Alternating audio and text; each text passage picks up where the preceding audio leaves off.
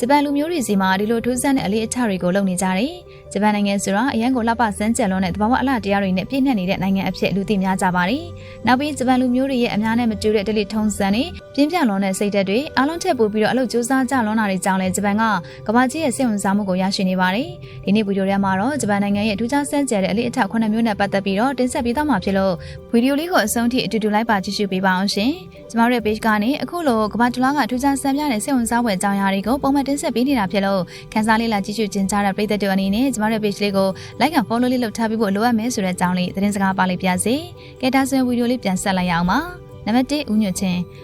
လေးကြဟာဂျပန်ရင်ကျေးမွေးအဓိကကြားတဲ့အစိပ်ပိုင်းတစ်ခုဖြစ်ပါတယ်။ကျေးဇူးတင်စားပြသဖို့တောင်းပန်တာတွေပြုလုပ်ဖို့နောက်ပြီးနှုတ်ဆက်တာတွေလိုမျိုးကိစ္စတွေမှာဦးညွတ်ချင်းအလေးအထကိုအသုံးပြုပါတယ်။ဦးညွတ်ချင်းအမျိုးအစားပေါ်မူတည်ပြီးတော့ဦးညွတ်ရတဲ့ပုံစံကလည်းကွဲပြားပါတယ်နော်။ဥပမာအဖြစ်အစင်တန်းမြင့်တဲ့သူနဲ့တွေ့ဆုံရလို့ဦးညွတ်တဲ့အခါပုံမိုလေးနဲ့တဲ့ဦးညွတ်မှုကိုပြုလုပ်ရပါတယ်။နံပါတ်2ဖနက်ချွတ်ချင်းဂျပန်နိုင်ငံသားတွေကအိမ်ထဲဝင်ပြီးမှသူတို့ရဲ့ဖနက်တွေကိုသတ်မှတ်ထားတဲ့အပြင်တနေရာမှာချွတ်လိရှိတတ်ကြပါတယ်။ဒါကအိမ်ထဲကနေရာထိုင်ခင်းတွေကိုတန့်ရှင်းစေပါတယ်။ဂျပန်လူမျိုးတွေဟာအိမ်တွင်းတန့်ရှင်းမှုကိုအလေးထားတဲ့အနေနဲ့သူတို့ရဲ့အိမ်ကိုဧည့်သည်လာရင်တောင်းအိမ်ထဲမှာစီးဖို့အတွက်အိမ်တွင်းစီးဖနက်တရံတက်တက်ပေးလိရှိတတ်ပါတယ်။ဒါပြင်ရေချိုးကန်းတဲ့အိမ်သားတွေကိုဝင်မယ်ဆိုရင်လည်းအဲ့ဒီအတွက်စီးရမယ့်ဖနက်တည်တန့်ရှိပါတယ်။ဒီအလေးထားကတကွေတန့်ရှင်းရေးကိုထိမ့်သိမ်းနိုင်စေုံသာမကတက်တောင့်တက်တာရှိပြီးတန့်ရှင်းတဲ့ပတ်ဝန်းကျင်ကိုလည်းဖန်တီးပေးပါတယ်။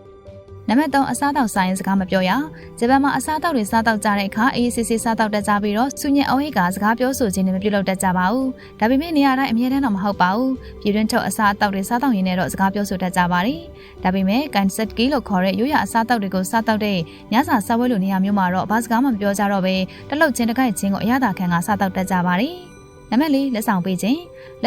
ဆိုတာကလည်းဂျပန်လူမျိုးတို့ကျင့်သုံးကြတဲ့အရေးကြီးတဲ့အလေးထားတစ်ခုပဲဖြစ်ပါတယ်။တမိုးကြီးသည်ဖြစ်စေတမိုးနည်းသည်ဖြစ်စေလက်ဆောင်ပေးခြင်းကတစ်ဖက်သားအပေါ်မှာအတိအမှတ်ပြုရရောက်တယ်လို့ကိုယ့်ရဲ့ချစ်ချင်းမြတ်တာတရားကိုလည်းဖော်ညွှန်းရရောက်ပါတယ်။ဒါကြောင့်ဂျပန်လူမျိုးတွေဟာခီးထွက်လို့ခီးကနေပြန်လာတဲ့အချိန်တိုင်းမှာဖြစ်စေရာသီအလိုက်ပေးလိရှိတတ်ကြတဲ့လက်ဆောင်ရာသီတွေမှာဖြစ်စေကိုနဲ့ခင်မင်းရင်းနှီးကြသူတွေအတွက်လက်ဆောင်တွေဝယ်ယူပေးကမ်းလိရှိတတ်ကြပါတယ်။ဒီလိုလုပ်တာကလူမှုဆက်ဆံရေးနှောင့်ကြိုးကိုပုံမခိုင်ခန့်စေနိုင်တယ်လို့လည်းဆိုကြပါတယ်။